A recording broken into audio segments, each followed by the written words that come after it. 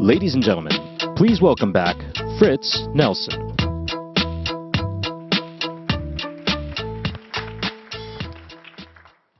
How do you like the video so far?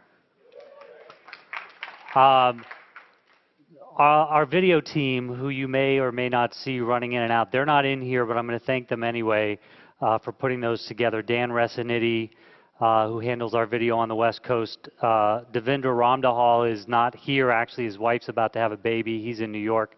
Will Allen, one of our video editors, and Heather Stanek, they're our video team.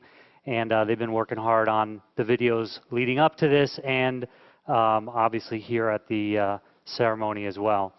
So we have more, and somebody asked me whether how to get their hands on those. If you have corporate events or your own team meetings or something like that where you'd like to have copies of those, please let me know. I'm happy to. We'll be happy to find a way to get those to you. But there will be more throughout the day and tomorrow. Our next session is the Great Debate. And as Rob said earlier, our first topic is BYOD, and our second topic is offshore outsourcing. I'm going to bring out the Vice President and Managing Director of Information Week Reports. That's our research arm at Information Week. You see a lot of the big reports that we do, deep dives on topics. Art Whitman is the guy behind that, and he's going to be running these debates. So, Art, why don't you come on out and get us started?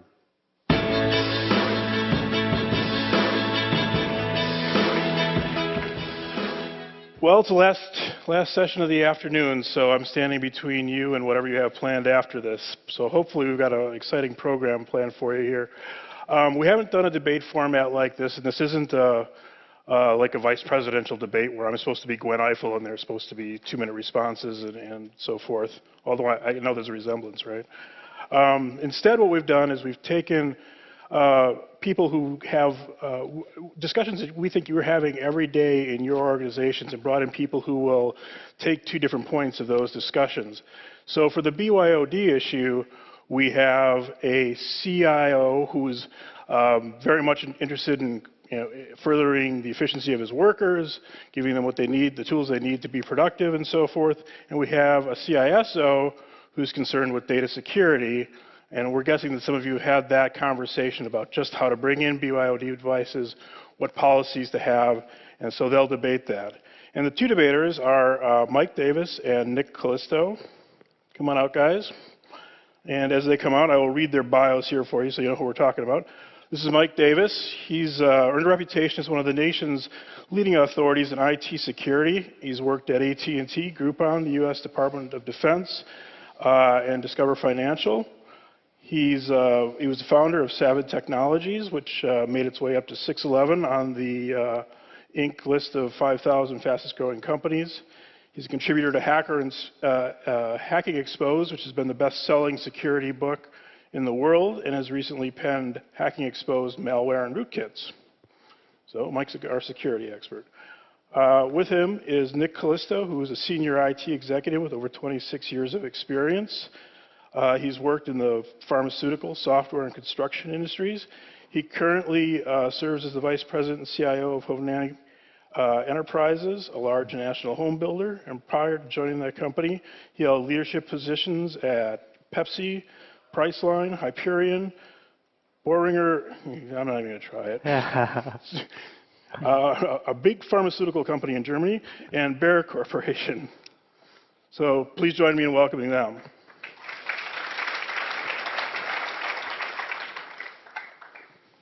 So Nick, since you're the practitioner here who's out there every day meeting the needs of his constituents on the business side, tell us a little bit about what you're doing in terms of your own BYOD policy and a little bit about how you came to have that policy. Thanks, Art. Yeah, I think, being in the home construction business, our policy is probably more lenient than some of the policies that these folks have in place in their organizations. We put it in place to create a flexible platform for our user community to be able to increase satisfaction and be able to get to the network environment in a very flexible way using their own devices. So the backdrop is home building, not CIA, not banking. So I think we have a relatively liberal policy. So we we allow pretty device agnostic, so you can use pretty much any device that you have, as long as it's, you can authenticate it to the network using ActiveSync, so it does rule out some devices. Before you get access to the network, you've got to take an e-learning class, and we describe the policy, and you've got to acknowledge and sign off that you understand the policy, like you can't jailbreak your phone, for example. And once you get access to our network, we have just a 4-digit password. I know that Mike's going to beat me up about that one. We tried to go a little longer than that, and the executives really didn't care for a longer password, so we're considering maybe partitioning that for some user bases out there. And if you try more than 10 times, we wipe your device. If you leave the company, we wipe your device. If you lose it, we wipe your device. We don't allow you to take storage out of the device. We don't pay for anything. So interestingly enough, we don't actually pay and reimburse our employees for bringing their own devices. I can give you some statistics on that later on if you'd like, but it's kind of interesting phenomena that people will still bring the devices to work even though they're eligible for a company-owned device. So we've got a lot of mileage with that. Okay, so about how many people are bringing in devices? About 20% of our workforce bring in their own device, and 40% of those folks are eligible for a company-owned device and are okay with not getting the company device and not getting reimbursed. So. Okay. And how do they get at enterprise applications? So they get to the, so when you get ActiveSync, you get access to Exchange. You get email, contact, and calendar information. I'm sure many of you have the same thing. But the interesting thing that we've done is we have virtualized our desktop, so you can't get to any of the business applications except when you're using Citrix Receiver. So okay. I think Mike will tell you that's the only thing I did right. So. All right, Mike. So what do you like? What concerns you about that policy as a chief security officer? Yeah, I think, well, there's a couple of things. It's the perfect example of what most companies go through in a growth process of you start with what you got. ActiveSync's free, so let's use that. And then let's figure out how these people are going to use these devices, and we'll adjust.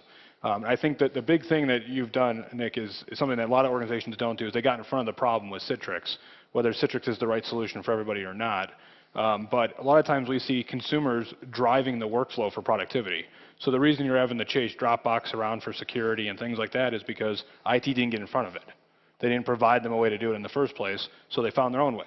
And then they get ingrained in that process, and now you have to fight them back and try to control access to things that they always had access to because you never controlled it. So I like what you're doing with Citrix. ActiveSync does have problems. If anybody has any fun, I think you can go on Wikipedia, and there's a massive chart of all the phones on one side and all the ActiveSync protocols on the other, and you see all the red blocks where things don't get applied properly on phones. So one ActiveSync policy may work okay on a Samsung Galaxy S2, but on an older version of Android, only these 3 of your 10 policies are applied. And that's where mobile device management came into play, is because you needed to get control over all these different phones. I think there's, as of today, 231 different flavors of Android. So kind of difficult to figure out how you're going to deal with that in IT. So I'm pretty impressed that you allow any device. Most organizations say, well, we'll allow if it's over Android 2.3 or something like that. Anything less than that, we won't allow it on. So it's fair to say that if you had been part of Nick's organization, you would have argued for some sort of MDM software with rolling out the policy. Yes, 100%. So Good or one of its competitors probably costs in the neighborhood of $30 a device. Right. You probably need a person to manage it that you're talking about. If you got 1,000 devices, it's a $30,000 expenditure that you weren't counting on, plus a head count. How would that have affected your ability to actually roll out a BYOD policy? Would you have been able to fund it, or? Yeah, I don't think even though the housing industry went through this apocalyptic downturn, where we actually reduced our staff by 78%. So I think in the last 5 or 6 years, we've just been went from 15,000 units of homes down to 4,000 units sold each year. So it's just been a catastrophe in terms of the housing industry. But even with that, I mean, we've cut our budget. But this is something that's important to us. We are considering MDM, really for a couple reasons. One is, for company-owned devices, for better asset tracking for company-owned devices, and also being able to put some profiles on our either BYOD or a non-BYOD for instead of wiping the entire device, wiping certain applications. So right. we are considering that art. We just haven't done it yet. I think that's one of the most interesting things about your policy is that when people exit the company, Yeah. You're going to wipe their device. Their device. Yeah. and Not one complaint. not one complaint. And how many people have, we're talking tens or hundreds? No, it's not a large count. It's 1,700 employees. Okay. We went from about 7,000 employees, Okay. years ago. So it surprises me too that we haven't seen that level of complaints when people terminate. We do wipe their devices. We do. Sometimes we don't get to it. So we're about an 85% success rate with that too. So employees can leave and they can turn off their devices, remove active sync. They can do certain things that prevent you from doing that. But we're within minutes of them terminating that we wipe it. So unless they see it's coming, we generally wipe it. That's one of the weaknesses with ActiveSync. Not very many people realize is that the only way ActiveSync can wipe the device is if it checks in first. So if they turn off that phone or the phone gets stolen and the attacker doesn't turn it on, your wipe command never gets executed. Right? So there's issues with that. You got to realize what is your risk, what is your guys' risk as a company, and different organizations have different risk. And mobile device technology, some of them allow you to do different types of wiping and different types of things based on is the app turning on or off, right? Or sorry, is the phone turning on or off? Right. So if the phone, for example, turns on and isn't able to connect back to its home, yeah, or if they turned it on or changed the password, they may not be able to change the password in the first place. If the SIM card was removed, it can wipe the device. Right. So if somebody stole the phone and want to reuse it and sell it to somebody else, they pop your SIM card on and put their own in. As soon as that happens and the phone turns on, it wipes the company data. Right? So there's different techniques like that that are different. And so ActiveSync we always see be the first step. But as you continue to expand, as you're talking about doing productivity things, you got to look at some other solutions as well traditionally. So obviously calendaring and email and so forth was the primary application. Right.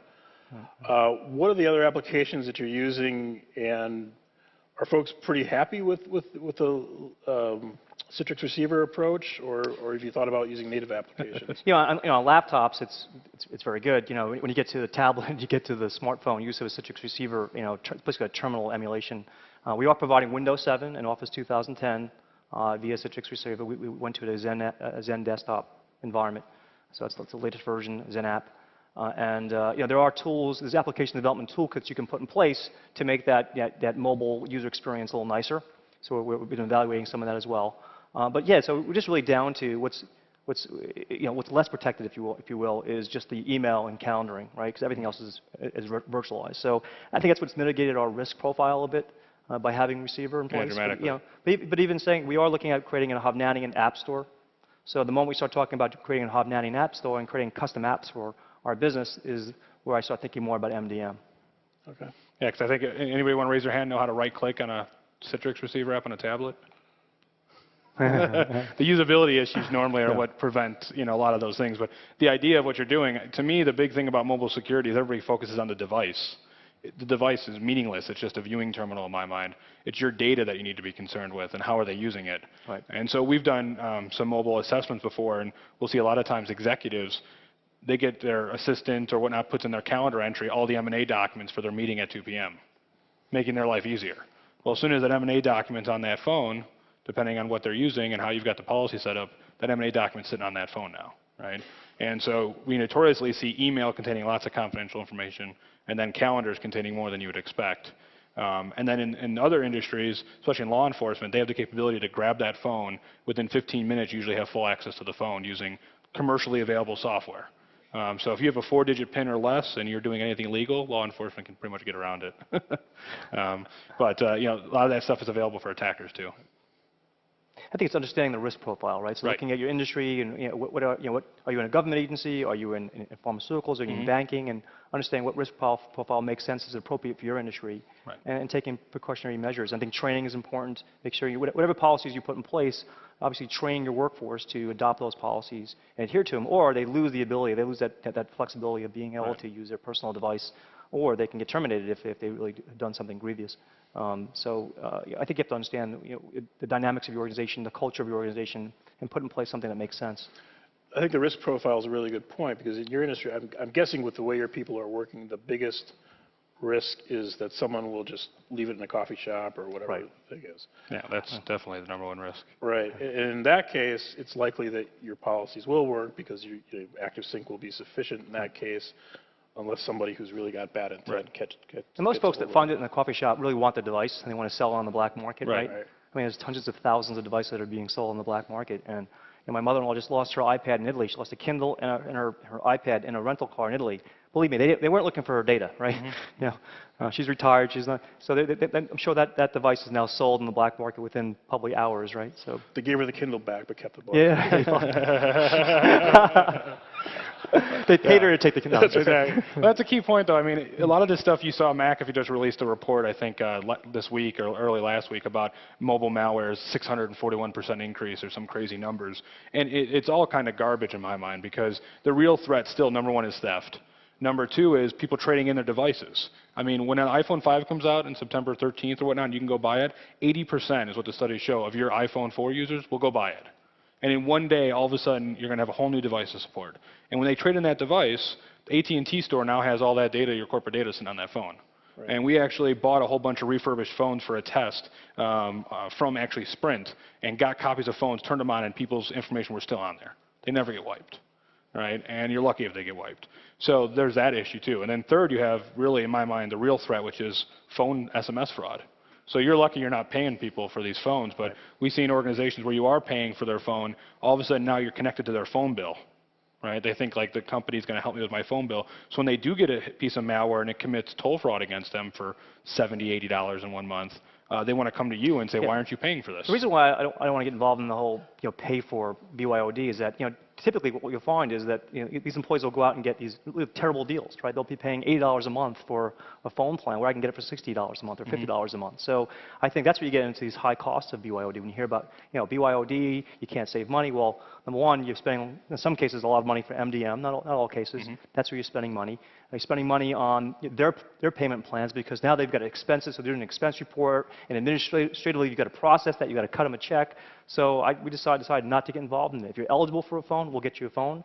If you don't want one of our phones, you can have your own, but once you go over to the dark side and you connect with us via ActiveSync, we're going to wipe that phone, right? So, and people are doing it. It's really interesting that the culture is they want to bring their own device to work. They want to use their own.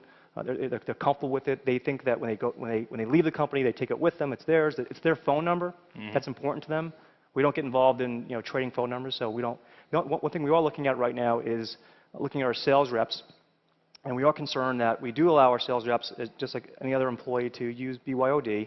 But we are worried that if they're the ones that are contacting the customers, obviously, and the customers and the prospects are contacting them via their personal phone number, they can take that with them, and that takes the customer lead with them. So we are concerned, and we are looking at maybe adjusting our policy to not allow our sales reps to have BYOD. Interesting. Okay.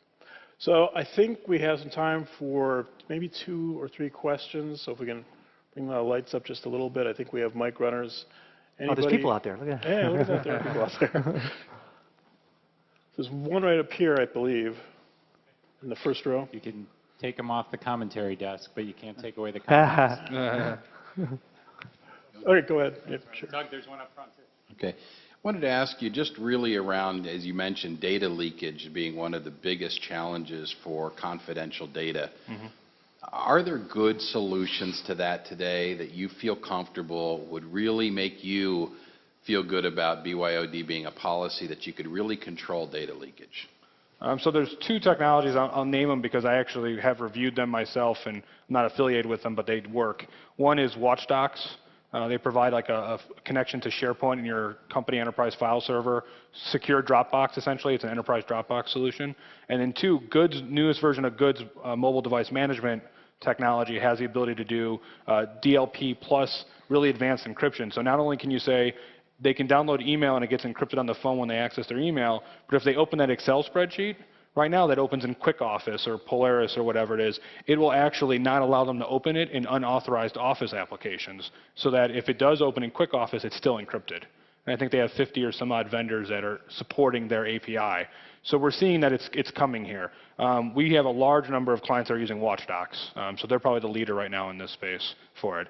When it comes to straight DLP, though, there's not usually, in our experience, much real data leaking from these tablets.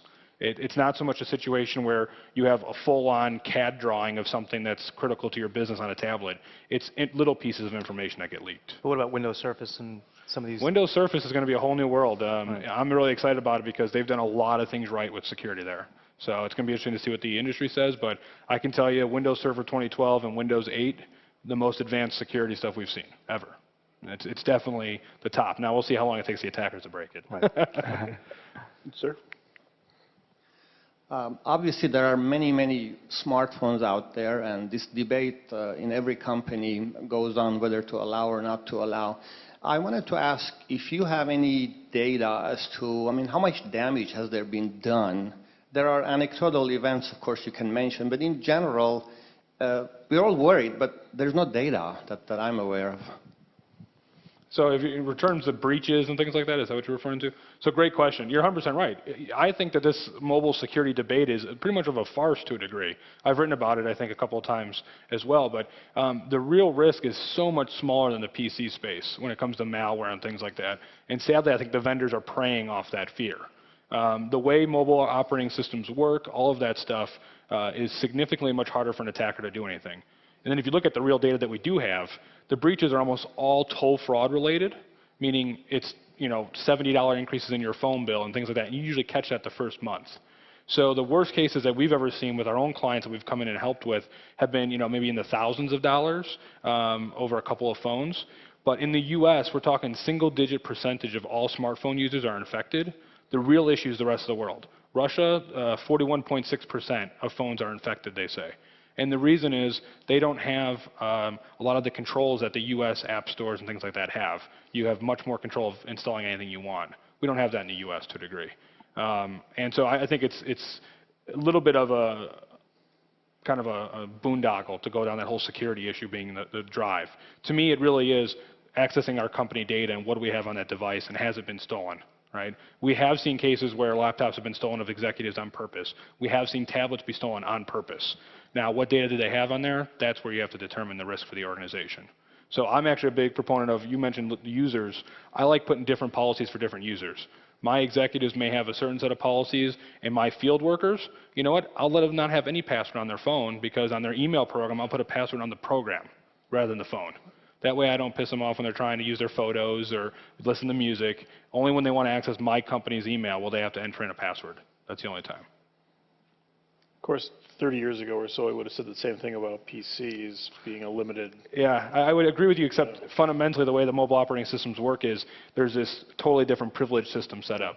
So unlike a traditional PC where you have users control access to things, the apps are what actually have to tell the phone what they can and can't do. Okay. And so it's a completely different, it's called mandatory access control, and it's a completely different permission system on mobile phones. Okay. So I think we have time for one more very quick question. So I think the idea of allowing employees unlimited choice and at the same time shifting the burden of the cost of the device and the plan to them is an intriguing one. But recently through discussions with legal, I found out that, according to them anyways, in several states, including California, by law you're required to reimburse employees for use of the phone. So have you guys, were you aware of that? Have you thought about that? Is that in fact true or perhaps not accurate? Can you just raise your hand who's talking, because I couldn't see who was. Over on the left. Back here. Back far corner. Yeah. Oh, sorry. Yeah, I work in New Jersey, but that's our headquarters, but we're a national builder. We build in 18 states, and we have not come across that type of legislation yet, at least to my awareness. There is what I've read so far in research I've done in many articles and research material is that as long as you have a policy, it may be changing, it changes every day. As long as there's a policy that employee acknowledges by signature, and we actually have e-learning on top of that, it was an acknowledgement before they get access at all.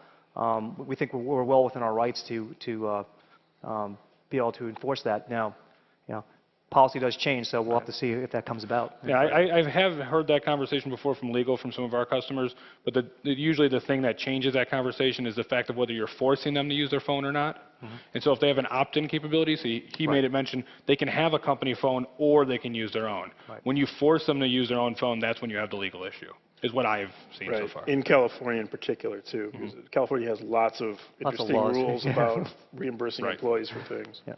So thanks, guys. I appreciate it. Thank you. We're going to have to kick you off stage for our next Thank session. you.